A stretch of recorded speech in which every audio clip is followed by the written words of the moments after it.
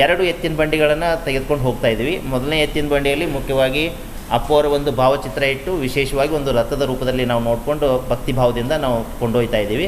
ಅದ್ರ ಹಿಂದ್ಗಡೆ ಇನ್ನೊಂದು ಎತ್ತಿನ ಬಂಡಿಯಲ್ಲಿ ನಾವು ಮೂಲ ಈ ನಂದಿಯನ್ನು ಇಟ್ಟು ಅದರ ಒಂದು ಜನಜಾಗೃತಿ ಮೂಡಿಸುವಂಥ ಒಂದು ವಿಶೇಷವಾಗಿ ನಾವು ಹೋಗುವಂಥದ್ದು.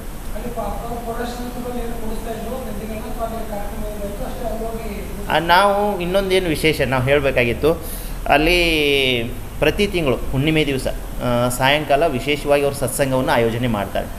ಹಾಗಾಗಿ ಈ ಒಂದು ಗೋರಿ ಹುಣ್ಣಿಮೆ ದಿವಸ ಇದು ನಾವು ಪಾದಯಾತ್ರಿಗಳು ಹೋಗ್ತೀವಿ ಮತ್ತು ಮೂಲ ಒಂದು ಉದ್ದೇಶ ಇಟ್ಕೊಂಡು ಹೋಗ್ತೀವಿ ಅನ್ನುವಂಥ ಕಾರಣಕ್ಕಾಗಿ ಈ ಬಾರಿಗೆ ಒಂದು ಸತ್ಸಂಗಕ್ಕೆ ಕರ್ಬಂಟ್ನಾಳ ಶ್ರೀಗಳು ಪೂಜ್ಯ ಶ್ರೀ ಶಿವಕುಮಾರ ಸ್ವಾಮೀಜಿಗಳು ಅವರು ರಾಜ್ಯ ಮಟ್ಟದಲ್ಲಿ ಮತ್ತು ಒಂದು ದೇಶದ ಮಟ್ಟದಲ್ಲಿಯೂ ಕೂಡ ಈ ದ್ರಾಕ್ಷಿ ಬೆಳೆಗಾರರು ಅವ್ರಿಗೆ ಪೂರಕವಾದಂಥ ಯೋಜನೆ ಬರಬೇಕು ಅಂತೇಳಿ ಅವರು ಎಲ್ಲರೂ ಸಂಘಟನೆ ಮಾಡೋಕ್ಕೆ ಅವ್ರು ಪ್ರಯತ್ನ ಮಾಡಿರುವಂಥವ್ರು.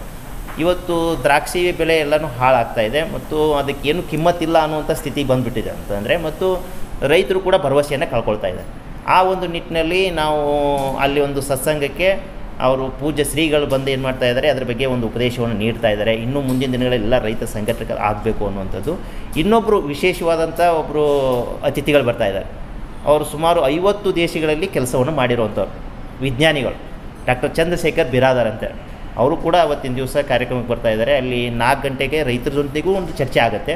ಮುಂದೆ ಅದಾದ ನಂತರ ಸಾಯಂಕಾಲ 6:30-7 ಗಂಟೆಗೆ ಒಂದು ವಿಶೇಷ ಸತ್ಸಂಗ ಏನು ನಡೀತದೆ ಅದರ ಜೊತೆ ನಾವು ಪಾಲ್ಗೊಳ್ತೀವಿ.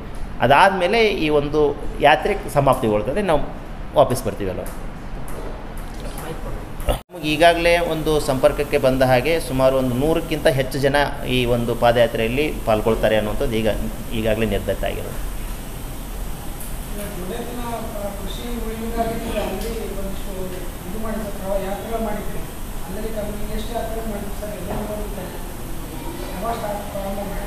ಹಾಂ, ನಾವು 2023 ಜನವರಿ 20ರಂದು ನಾವು ಪ್ರಾರಂಭ ಮಾಡಿದ್ದೀವಿ. ಮೊದಲು ಒಂದೊಂದು ನಾವು ರೂಟನ್ನು ಹಾಕ್ಕೊಂಡು ನಾವು ಈ ರೀತಿ ಜೋಡೆತ್ತಿನ ಬಂಡಿಗಳ ಮುಖಾಂತರ ಹೋಗಿರೋದು, 8-10 ಜೋಡೆತ್ತಿನ ಬಂಡಿಗಳ ಮುಖಾಂತರ. ಮೊದಲಿಗೆ ನಾವು ಸಿದ್ದೇಶ್ವರಪ್ಪರ ಒಂದು ಪೂರ್ವಾಶ್ರಮ ಮನೆಯಿಂದ ಪ್ರಾರಂಭ ಮಾಡಿದ್ದೀವಿ, ಬಿಜ್ಜರ್ಗಿಯಿಂದ. ಅಲ್ಲಿಂದ ನಾವು ಬಸವನ ಬಾಗೇವಾಡಿ, ಅಂದರೆ ಬಸವಣ್ಣವ್ರ ಜನ್ಮ ತಾಳಿದಂಥ ಬಸವನ ಬಾಗೇವಾಡಿ ಮತ್ತು ನಗರ ಮತ್ತು ಅವರು ಇನ್ನೊಂದು ತಾಯಿ ಊರು ಇಂಗ್ಲೇಶ್ವರ, ಆ ಮಾರ್ಗವಾಗಿ ನಾವು ಹೋಗಿ ಬಂದಿವಿ. ಸುಮಾರು ಒಂದು 200 ಕಿಲೋಮೀಟ್ರ್ ಸಂಚರಿಸಿ ಬಂದಿರುವಂಥದ್ದು. ಅದಾದ ನಂತರ ಬಬಲೇಶ್ವರ ಏನು ಮತಕ್ಷೇತ್ರ ಇದೆ ಅಲ್ಲಿ ಒಂದು ಬಬ್ಲಾದಿ ತಕ್ಕನೂ ಹೋಗಿ ಬಂದಿರೋದು, ಅದು ಒಂದು 150 ಕಿಲೋಮೀಟ್ರ್ ಅದು ಸಂಚರಿಸಿ ಬಂತು. ಮುಂದೆ ಅದಾದ ನಂತರ ಒಂದು ಇಂಡಿ ಭಾಗಕ್ಕೆ ಹೋದ್ವಿ ನಾವು, ಅಲ್ಲಿನೂ ಕೂಡ ಸುಮಾರು ಒಂದು 200 ಕಿಲೋಮೀಟ್ರ್ ಹೋಗಿ ಜನಜಾಗೃತಿ ಮೂಡಿಸಿ ಬಂದಿರೋದು. ಅದಾದ ನಂತರ ಸಿಂದಗಿ ಭಾಗ, ಈ ರೀತಿ ಒಂದು 4 ದಿಕ್ಕುಗಳಿಗೆ ಒಂದು 8-10 ಎತ್ತಿನ ಬಂಡಿ ತೆಗೆದುಕೊಂಡು ಹೋಗಿ ಇದ್ರ ಬಗ್ಗೆ ಜನಜಾಗೃತಿಯನ್ನು ಮೂಡಿಸಿರುವಂಥದ್ದು. ಇದಕ್ಕೆ ಮೂಲ ಅಂತಂದರೆ ಅಪ್ಪವರ ಒಂದು ಪ್ರೇರೇಪಣೆ ಮತ್ತು ಅವರ ಒಂದು ಕೃಪೆ, ಈಗಾಗಲೇ ಒಂದು ಜನರಲ್ಲಿರುವಂಥ ಈ ಭಕ್ತಿ ಶ್ರದ್ಧೆ, ಅದರಿಂದ ಇದು ಕೆಲಸ ಆಗಿರೋದೇ ಹೊರತು ಮತ್ತೊಂದೇನೂ ಇಲ್ಲ. ಆ ಜೋಡೆತ್ತಿನ ಬಂಡಿಯವರು ಕೂಡ ಮೂಲ ಬಂದಿರೋದೇ ಏನಪ್ಪ ಅಂದರೆ ಅಪ್ಪವ್ರ ಮೇಲೆ ಭಕ್ತಿವಿಲ್ಲ.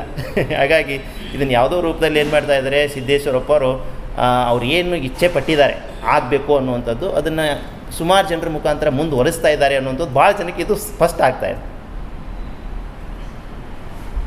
ಸಿರಿಧಾನ್ಯ ಉಳಿದ್ರೆ ನಂದಿ ಸಂಪತ್ತು ಉಳಿತದೆ, ಇವೆರಡೂ ಉಳಿದ್ರೆ ಮಾತ್ರ ನಮ್ಮ ನಾಗರಿಕತೆ ಉಳಿಯೋಕ್ಕೆ ಸಾಧ್ಯತೆ ಇದೆ ಅನ್ನುವಂಥದ್ದು. ಹಾಗಾಗಿ ಇವತ್ತು 50% ನಮ್ಮ ಮಣ್ಣು ಈಗಾಗಲೇ ಏನಾಗಿದೆ, ನಾಶ ಆಗಿದೆ ಅನ್ನುವಂಥದ್ದನ್ನು ಹೇಳ್ತಾ ಇದ್ದಾರೆ ವಿಜ್ಞಾನಿಗಳು. ಹಾಗಾಗಿ ಈ ಮಣ್ಣಿನ ಜೀವಂತಿಕೆ ಅದರ ಮೇಲೆ ನಿಂತಿದೆ, ಈ ನಂದಿ ಸಂಪತ್ತಿನ ಮೇಲೆ ನಿಂತಿರೋದು. ಅದೇ ರೀತಿ ನಮ್ಮ ಒಂದು ಸಿರಿಧಾನ್ಯ ಬೆಳೆಗಳ ಮೇಲೇ ನಿಂತಿರೋದು. ಹಾಗಾಗಿ ಆ ಮೂಲ ಏನಿದೆ, ಒಂದು ಈ ಮಣ್ಣಿನ ಒಂದು ಜೀವಸತ್ವಕ್ಕೆ ಏನು ಬೇಕಾಗಿದೆ ಅದೇ ನಾಶ ಆಗ್ತಾ ಇರುವಂಥದ್ದು. ಹಾಗಾಗಿ ಇದು ಅಪ್ಪರ ಪ್ರೇರೇಪಣೆಯಿಂದನೇ ಒಂದು ಕಡೆ ಏನಾಗಿದೆ, ಇಲ್ಲಿ ಹಳ್ಳಿ ಮನೆ ಅನ್ನುವಂಥದ್ದು ಹೊಟ್ಟೆಗಳಲ್ಲಿ ಪ್ರಾರಂಭ ಆಗಿದೆ ನಗರದಲ್ಲಿ. ಇನ್ನೊಂದು ಏನಪ್ಪ ಅಂತಂದರೆ ಅಪ್ಪೋರ ಪೂರ್ವಾಶ್ರಮ ಮನೆಯಿಂದನೇ ಒಂದು ನಂದಿ ಯಾತ್ರೆ ಅನ್ನುವಂಥ ಒಂದು ವಿಶೇಷವಾದಂಥ ಅಭಿಯಾನ ಈಗಾಗಲೇ ಪ್ರಾರಂಭ ಆಗಿರೋದು. ಇದರ ಮುಖಾಂತರ ನಾವು ವಿಜಯಪುರ ಜಿಲ್ಲೆಯಾದ್ಯಂತ ಸುಮಾರು 10-12 ಎತ್ತಿನ ಬಂಡಿಗಳ ಮುಖಾಂತರ ಹೋಗಿ ಅಲ್ಲಿ ಸುಮಾರು ಒಂದು 40 ಸಂಘಗಳನ್ನು ಸ್ಥಾಪನೆ ಮಾಡಿರೋದು ಜೋಡೆತ್ತಿನ ಕೃಷಿಕರು. ಇಲ್ಲಿ ಮೂಲ ಉದ್ದೇಶ ಏನಂದರೆ, ಸರ್ಕಾರ ಜೋಡೆತ್ತಿನ ಕೃಷಿಕರಿಗೆ ಪ್ರತಿ ತಿಂಗಳು ಪ್ರೋತ್ಸಾಹಧನ ಕೊಡುವಂಥ ಒಂದು ಏನಾದರೂ ಯೋಜನೆ ತಂದರೆ ಖಂಡಿತವಾಗಿಯೂ ಆ ಜೋಡೆತ್ತುಗಳು ಉಳಿಯೋಕ್ಕೆ ಸಾಧ್ಯತೆ ಇದಾವೆ. ಈಗಾಗಲೇ ಈ ಅಭಿಯಾನ ಪ್ರಾರಂಭ ಮಾಡಿದ್ರಿಂದ, ಒಂದು ಜನಜಾಗೃತಿ ಮೂಡಿಯೋದ್ರಿಂದನೇ ಬಾಬಾನಗರದಲ್ಲಿ 7-8 ಎತ್ತಿನ ಜೋಡಿಗಳು ಹೆಚ್ಚಿಗಾಗಿದ್ದಾವೆ, ಎತ್ತಿನ ಜೋಡಿಗಳು. ಅದೇ ರೀತಿ ಇಲ್ಲಿ ಸಾಲೋಟಿಗೆ ಅಲ್ಲಿ ಒಂದು 1000 ಎತ್ತಿನ ಜೊತೆಗಳಿರೋದು, ಇವತ್ತು ಮತ್ತು 100 ಎತ್ತಿನ ಏನಾಗಿದೆ ಜೊತೆ ಹೆಚ್ಚಿಗಾಗಿದೆ. ಹಾಗಾಗಿ ಇಲ್ಲಿ ಜನಜಾಗೃತಿ ಮಾಡಿದ್ರೇ ಇಲ್ಲಿ ಒಂದು ಸಂಖ್ಯೆ ಹೆಚ್ಚಿಗೆ ಆಗ್ತದೆ ಅಂತಂದರೆ ಮುಂದಿನ ದಿನಗಳಲ್ಲಿ ಸರ್ಕಾರವೂ ಕೂಡ ಇದನ್ನು ಎಚ್ಚೆತ್ತುಕೊಂಡು ಒಂದು ಪ್ರೋತ್ಸಾಹನ ಕೊಟ್ಟಿದ್ದೇ ಆದರೆ ಈ ನಂದಿ ಸಂಪತ್ತು ಉಳಿತದೆ. ನಂದಿ ಸಂಪತ್ತು ಉಳಿದ್ರೆ ಒಂದು ಸಿರಿಧಾನ್ಯ ಬೆಳೆಗಳು ಉಳಿತವೆ. ಇವೆರಡೂ ಉಳಿದ್ರೆ ನಾಗರಿಕತೆ ಉಳಿತದೆ ಅನ್ನುವಂಥ ಒಂದು ವಿಶೇಷವಾಗಿ ಸಂದೇಶ ನೀಡುವಂಥ ಒಂದು ಪಾದಯಾತ್ರೆ ಕಾರ್ಯಕ್ರಮ ಇದಾಗಿದೆ. ಲೋಗಾಮಿ ಆದಮೇಲೆ ದನ್ನಿರ್ಗಿ, ಅದಾದಮೇಲೆ ಮಲ್ಕಂಡ ದೇವರ ಹಟ್ಟಿ, ಮುಂದೆ ಸೋಮದೇವರ ಹಟ್ಟಿ, ಕಳ್ಳಕವಟಿಗೆ, ನಂತರ ವಿಶೇಷವಾಗಿ ಪೂಜ್ಯ ಸಿದ್ದೇಶ್ವರ ಅಪ್ಪಾಜಿಯವರಿಗೆ ಮೂಲ ಪ್ರೇರೇಪಣೆ ನೀಡಿದಂಥದ್ದು. ಅಂದರೆ ಸಂಪೂರ್ಣವಾಗಿ ಅವರು ಆಧ್ಯಾತ್ಮಿಕ ಪ್ರಪಂಚಕ್ಕೆ ಬರಬೇಕಾಗಿತ್ತು ಅಂತಂದರೆ ಒಂದು ಪ್ರೇರೇಪಣೆ ನೀಡಿದಂಥ ಒಂದು ವಿಶೇಷವಾದಂಥ ಮಠ ಇದೆ. ಅದಕ್ಕೆ ಸನ್ಯಾಸಪ್ಪನ ಮಠ ಅಥವಾ ರಾಮೇಶ್ವರ ಮಠ ಅಂತ ಕರೀತಾರೆ. ಆ ಒಂದು ಮಠಕ್ಕೆ ಹೋಗಿ ನಾವು ದರ್ಶನ ಪಡಿತೀವಿ. ಪಡೆದ ನಂತರ ಅಪ್ಪೋರ ಒಂದು ಪೂರ್ವಾಶ್ರಮ ಮನೆ ಇದೆ, ಆ ಮನೆಗೆ ನಾವು ಹೋಗ್ತಾ ಇರುವಂಥದ್ದು. ಇದು ಒಟ್ಟಾರೆ ಇದರ ಮೂಲ ಉದ್ದೇಶ ಏನು ಅಂತಂದರೆ ಈ ಒಂದು ಹಳ್ಳಿ ಮನೆ ಅನ್ನುವಂಥದ್ದು ಮುಖ್ಯವಾಗಿ ಈ ಒಂದು ಭೋಜನಾಲಯ ಪ್ರಾರಂಭ ಆಗಿರೋದು ಸಿರಿಧಾನ್ಯದ ಆಹಾರವನ್ನು ಒಂದು ಜನರಿಗೆ ಕೊಡಬೇಕು ಅನ್ನುವಂಥ ಒಂದು ಉದ್ದೇಶದಿಂದ. ಇವತ್ತು ಗ್ರಾಮಗಳಲ್ಲಿ ನಾವು ಸಿರಿಧಾನ್ಯ ಬೆಳಿಬೇಕಾಗಿತ್ತು ಅಂತಂದರೆ ಅಲ್ಲಿ ನಂದಿ ಸಂಪತ್ತು ಉಳಿಲೇಬೇಕಾಗಿದೆ ಅಂತ. ಇವರು ಪ್ರಾರಂಭದಲ್ಲಿಯೇ ಇವತ್ತು ಸಿರಿಧಾನ್ಯ ಬೆಳಿಬೇಕಾಗಿತ್ತು ಅಂತಂದರೆ ಹಳ್ಳಿಯಾಗಿ ಹೋಗಿಸಿಂದ ಜೋಡೆತ್ತನ್ನು ಸಾಕಾಣಿಕೆದಾರ ಎಲ್ಲಿ ಅದರ ಹುಡುಕಬೇಕಾದಂಥ ಸಂದರ್ಭ ಬಂದಿರೋದು. ಅವ್ರು ಸಿಗದೇ ಇರುವಂಥ ಕಾರಣಕ್ಕಾಗಿ ಬಿತ್ತನೆಯೂ ಕೂಡ ಡಿಲೇ ಆಗಿರುವಂಥದ್ದು. ಹಾಗಾಗಿ ಇವತ್ತಿನ ದಿವಸ ಏನಾಗಿದೆ, ನಂದಿ ಸಂಪತ್ತು ಸಂಪೂರ್ಣವಾಗಿ ಕ್ಷೀಣಿಸ್ತಾ ಇರುವಂಥದ್ದು. ಇದೇ ಒಂದು 20-30 ವರ್ಷಗಳಲ್ಲಿ ನಮ್ಮ ಗ್ರಾಮಗಳಿರುವಂಥ 80% ಈ ನಂದಿ ಸಂಪತ್ತು ನಾಶ ಆಗಿದೆ. ಆ ಒಂದು ಕಾರಣಕ್ಕಾಗಿ ನಂದಿ ಸಂಪತ್ತು ಉಳಿಸ್ಬೇಕು ಅನ್ನುವಂಥ ಒಂದು ಸಂದೇಶವನ್ನು ಒಂದು ಜನರಿಗೆ ನೀಡುವಂಥ ಉದ್ದೇಶದಿಂದ ಇದು ಪಾದಯಾತ್ರೆ ನಾವು ಮಾಡ್ತಾ ಇರುವಂಥದ್ದು. ಅಂದರೆ ನಂದಿ ಪಾದಯಾತ್ರೆಯನ್ನು ನಾವು ಆಯೋಜನೆ ಮಾಡಿದ್ದೀವಿ. ಅದು ಮುಖ್ಯವಾಗಿ ನಂದಿ ಯಾತ್ರೆಯೊಂದಿಗೆ ಪಾದಯಾತ್ರೆ ಅನ್ನುವಂಥದ್ದು. ಇದಕ್ಕೆ ಮೂಲ ಪ್ರೇರೇಪಣೆ ಪೂಜ್ಯ ಶ್ರೀ ಸಿದ್ದೇಶ್ವರ ಅಪ್ಪಾಜಿಯವರು. ಮುಂದುವರೆದು ಈ ಒಂದು ಪಾದಯಾತ್ರೆಯನ್ನು ನಾವು ವಿಜಯಪುರ ನಗರದಲ್ಲಿರುವಂಥ ಈ ಸಿದ್ದೇಶ್ವರ ಗುಡಿ ಹತ್ತಿರದಲ್ಲಿರುವಂಥ ಹಳ್ಳಿ ಮನೆ ಭೋಜನಾಲಯದ ಮುಖಾಂತರ ಇದನ್ನು ಪ್ರಾರಂಭ ಮಾಡ್ತಾಯಿದ್ದೀವಿ. ಇದಕ್ಕೆ ಮೂಲ ಕಾರಣಪ್ಪ ಅಂತಂದರೆ ಈ ಒಂದು ಹಳ್ಳಿ ಮನೆ ಭೋಜನಾಲಯ ವಿಜಯಪುರದಲ್ಲಿ ತಲೆ ಎತ್ತಬೇಕಾಗಿತ್ತು ಅಥವಾ ಯಶಸ್ವಿ ಆಗಬೇಕಾಗಿತ್ತು ಅಂತಂದರೆ ಮೂಲ ಸಿದ್ದೇಶ್ವರಪ್ಪ ಕೃಪೆಯಿಂದನೇ ಇದು ಪ್ರಾರಂಭ ಆಗಿರುವಂಥದ್ದು. ಆ ಒಂದು ಕಾರಣಕ್ಕಾಗಿ ಈ ಒಂದು ಹಳ್ಳಿ ಮನೆ ಭೋಜನಾಲಯದ ಮಾಲೀಕರಾದಂತಹ ಮಲ್ಲಿಕಾರ್ಜುನ್ ಹಟ್ಟಿ ಅವರ ಅಣ್ಣವರು ಈ ಒಂದು ಅವರ ಒಂದು ಸಂಕಲ್ಪದಿಂದ ಇದು ನಡೀತಾ ಇರುವಂಥದ್ದು ಯಾತ್ರೆ. ಮುಖ್ಯವಾಗಿ ಈ ಒಂದು ಯಾತ್ರೆ ಪ್ರಥಮ ಬಾರಿ ಜರುಗೋದ್ರಿಂದ ಇದಕ್ಕೆ ನಮಗೆ ಮುಖ್ಯವಾಗಿ ಈ ಒಂದು ಈಗಾಗಲೇ ನಗರದಿಂದ ಶ್ರೀಶೈಲ ಮಲ್ಲವರೆಗೆ ಏನು ಪಾದಯಾತ್ರೆ ಹೋಗ್ತಾ ಇದ್ದಾರೆ, ಆ ಪಾದಯಾತ್ರೆಗಳು ಇಲ್ಲಿ ಕೈ ಜೋಡಿಸ್ತಾ ಇದೆ. ಈ ಒಂದು ಎಲ್ಲ ಪಾದಯಾತ್ರಿಗಳ ಪರವಾಗಿ ಶ್ರೀಶೈಲ ಮಲ್ಲಯ್ಯನಿಗೆ ಏನು ಹೋಗ್ತಾ ಇದ್ದಾರೆ ಆ ಪಾದಯಾತ್ರಿಗಳ ಪರವಾಗಿ ಇವತ್ತು ಸಮಾಜ ಸೇವಕರಾದಂಥ ಉಮೇಶ್ ಹೊಂದಲಣ್ಣವರು ಇಲ್ಲಿ ಒಂದು ಪತ್ರಿಕಾಗೋಷ್ಠಿಯಲ್ಲಿ ಇದ್ದಾರೆ. ಎಲ್ಲರ ಒಂದು ಈ ಸಂಯೋಗದೊಂದಿಗೆ ಈ ಒಂದು ಕಾರ್ಯಕ್ರಮ ನಡೀತಾ ಇದೆ. 15ನೇ ತಾರೀಕು ಅಂತಂದರೆ ಅದು ಗೌರಿ ಹುಣ್ಣಿಮೆ ದಿನ ಇರುವಂಥದ್ದು. ಮುಖ್ಯವಾಗಿ ಗೌರಿ ಹುಣ್ಣಿಮೆ ಅಂತಂದರೆ ವರ್ಷದಲ್ಲಿ ಬರುವಂಥ ಒಂದು 8ನೆಯ ಒಂದು ಹುಣ್ಣಿಮೆ. ಆ ಒಂದು 8ನೇ ದೇವತೆಯ ಒಂದು ವಾಹನ ಏನಾಗಿದೆ ಅದು ನಂದಿಯಾಗಿರೋದು, ಮಹಾಗೌರಿಯ ವಾಹನ ನಂದಿಯಾಗಿರೋದು. ಆ ಒಂದು ಕಾರಣಕ್ಕಾಗಿ ಅದು ವಿಶೇಷವಾದಂತಹ ತಿಥಿಗೆ ಸಂಬಂಧಪಟ್ಟಂಥ ದಿನ ಆಗಿದೆ. ಅವತ್ತಿನ ದಿವಸ ಈ ಒಂದು ಪಾದಯಾತ್ರೆ ಈ ಒಂದು ಹಳ್ಳಿ ಮನೆಯಿಂದ ಮುಂಜಾನೆ 6 ಗಂಟೆಗೇ ಪ್ರಾರಂಭ ಆಗುತ್ತೆ. ಮುಂದೆ ನಾವು ಜ್ಞಾನ ಯೋಗಾಶ್ರಮಕ್ಕೆ ಹೋಗ್ತಾ ಇದ್ದೀವಿ. ಅಲ್ಲಿ ಪೂಜ್ಯರ ಒಂದು ಆಶೀರ್ವಾದವನ್ನು ಪಡೆದ ನಂತರ ಇಟ್ಟಂಗಿಯಾಳ ಮಾರ್ಗವಾಗಿ ನಾವು ಬಿಜ್ರಿಗಿಗೆ ತಲುಪೋದಿದೆ. ನಾವು ಸಾಯಂಕಾಲ 5ರಿಂದ 6 ಗಂಟೆಗೆ ಮೋಸ್ಟ್ಲಿ 5 ಅಥವಾ 6 ಗಂಟೆಗೆ ನಾವು ರೀಚ್ ಆಗ್ಬೋದು ಅಂತಿದೆ. ಸುಮಾರು ಅದು ಇಲ್ಲಿ ಜ್ಞಾನ ಯೋಗಾಶ್ರಮದಿಂದ ಅಪ್ಪವ್ರ ಒಂದು ಪೂರ್ವಾಶ್ರಮ ಮನೆ ಏನಿದೆ ಸುಮಾರು ಒಂದು 40 ಕಿಲೋಮೀಟ್ರ್ ಆಗ್ತದೆ ಅನ್ನೋಂಥದ್ದು ನಾವು ಪಕ್ಕ ನೋಡ್ಕೊಂಡು ಬಂದಾಗೆ 38ರಿಂದ 40 ಕಿಲೋಮೀಟ್ರ್ ಆಗ್ತದೆ. ಹಾಗಾಗಿ ಒಂದು ದಿನದಲ್ಲಿ ನಾವು ಅಷ್ಟು ಕಿಲೋಮೀಟ್ರನ್ನು ನಾವು ಸರಳವಾಗಿ ಕ್ರಮಿಸ್ಬೋದು, ಏನೂ ತೊಂದರೆ ಇಲ್ಲ.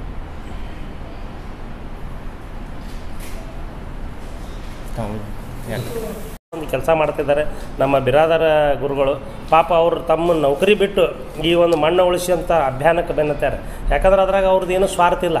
ಈಗ ಸಿದ್ದೇಶ್ವರ ಅಪ್ಪಗಳು ಕೂಡ ಏನು ಹೇಳ್ಯಾರಪ್ಪ ಅಂದ್ರೆ ನನ್ನ ಭಾವಚಿತ್ರ ನನ್ನ ಮೂರ್ತಿ ಪೂಜೆ ಮಾಡಬೇಡ್ರಿ, ನನಗೆ ಎಲ್ಲರೂ ಕಾಣೋದಿತ್ತಂದ್ರೆ ಗಿಡ ಗಂಟೆ ಒಳಗೆ ಕಾಣ್ರತ್ ಹೇಳ್ಯಾರ. 1-2 ಗಿಡ ಬೆಳೆಸ್ರಿ, ಅದ್ರಾಗೆ ಅದಕ್ಕೆ ಪೂಜೆ ಮಾಡಿರಿ, ನನ್ನ ಭಾವಚಿತ್ರಕ್ಕೆ ನನ್ನ ಹೆಸರಲ್ಲಿ ಏನೂ ಮಾಡಬೇಡ್ರಂತಂದು ಅವ್ರ ಪಾಪ ತಮ್ಮ ಇದು ಸುತ್ತೆ ಅಸ್ಥಿಗಳ ಸುತ್ತೆ ಇದ್ರಾಗ ಸಮುದ್ರದಾಗ ನದಿ ಒಳಗೆ ಹರಿಸಿಬಿಟ್ರು ಅವ್ರು, ನನ್ನ ಸಮಾಧಿ ಸುತ್ತೆ ಬೇಡ ಅಂತಂದು. ಅಂದ್ರೆ ಅವರು ಅಂಥ ಒಂದು ಅವ್ರೇನು ಪಣ ತೊಟ್ಟಾರ. ಅದಕ್ಕೆ ನಾವು ಅದೊಂದು ರೂಪರೇಷೆ ಒಳಗೆ ಪಾಪ ನಮ್ಮ ಬಿರಾದರ್ ಸರ್ ಮಾಡ್ತಾ ಇದ್ದಾರೆ. ಅದಕ್ಕೆ ನಾವು ಎಲ್ಲರೂ ಸಾರ್ವಜನಿಕರು ಏನು ನಡ್ಕೊತ ಹೋಗೋರು, ತುಳಜಾಪುರ ನಡ್ಕೊತ ಹೋಗ್ತೀರಿ, ಗುಡ್ಡಾಪುರ ನಡ್ಕೊತ ಹೋಗ್ತೀರಿ, ಅವ್ರಿಗೆಲ್ಲರೂ ಬಂದಿದ್ರಾಗ ಪಾಲ್ಗೊಂಡು ಅಂದ್ರೆ ಎಷ್ಟು ಜನ ಹೆಚ್ಚಿಗೆ ಪಾಲ್ಗೊಳ್ತದೆ ಅದಕ್ಕೆ ರೈತರು ಎಲ್ಲರೂ ಜಾಗೃತರಾಗ್ತಾರೆ. ಇವು ಹೋಗೋದು ಹಳ್ಳಿ ಮುಖಾಂತರ ಅದಾವೆ, ಎಲ್ಲ ಗ್ರಾಮಗಳಿಗೆ ನಾವು ಎಲ್ಲ ಅದ್ರ ಬಗ್ಗೆ ಹೇಳ್ಕೊತ ಹೋಗ್ತೀವಿ. ಇವತ್ತಿಗೆ ಜೋಡಿ ಎತ್ತಿನ ಕೃಷಿ ಮಾಡಬೇಕು, ನಂದಿ ಉಳಿಸ್ಬೇಕು ಅನ್ನೋಂಥ ನಿಟ್ಟಿನಲ್ಲಿ ಒಂದು ಒಳ್ಳೆಯ ಒಂದು ಯೋಚನೆ ಇದೆ. ಅವರ ಯೋಚನೆಗೆ ನಾವು ಸದಾ ಅವ್ರಿಗೆ ಸಿದ್ಧರಿರ್ತೀವಿ. ಯಾಕಂದರೆ ಇವತ್ತಿಗೆ ಈ ಒಂದು ಪರಿಸರ ರಕ್ಷಣೆಗಿರ್ಬೋದು, ಈ ಗೋ ಸಂಪತ್ತನ್ನು ರಕ್ಷಣೆಗಿರ್ಬೋದು, ಸದಾ ಅವ್ರ ಜೊತೆಗೆ ಇರ್ತೀವಿ.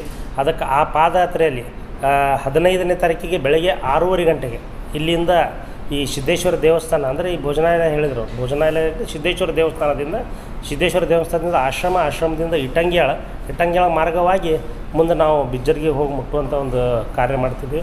ಅದಕ್ಕೆ ದಯವಿಟ್ಟು ಈ ಮಾಧ್ಯಮಗಳ ಮುಖಾಂತರ ನಾವು ಎಲ್ಲರಿಗೆ ತಿಳಿಸೋದೇನಪ್ಪ ಅಂತಂದ್ರೆ, ಎಲ್ಲರನ್ನೂ ದೇವರ ದಿನರೆ ಎಲ್ಲ ಮಾಡ್ತೀರಿ, ಆದರೆ ಇದೊಂದು ಗೋ ಸಂಪತ್ತು, ಈ ಒಂದು ಪರಿಸರ ಉಳಿಸೋ ಸಲುವಾಗಿ ತಾವು ಎಲ್ಲರೂ ಈ ಪಾದಯಾತ್ರೆ ಒಳಗೆ ಬರಬೇಕಂತಂದು ನಾನು ವಿನಂತಿಪೂರ್ವಕ ನಾನು ಕೇಳ್ಕೊತೀನಿ ಎಲ್ಲರಿಗೆ.